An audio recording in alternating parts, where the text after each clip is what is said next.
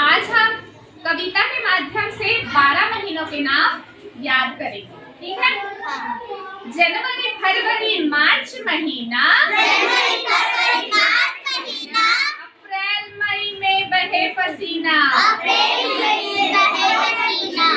जून जुलाई में मुश्किल हुआ जीना, अगस्त सितंबर में भीगे मीना, अक्टूबर में मच्छर काटे, नवंबर में वे सब मर जाते,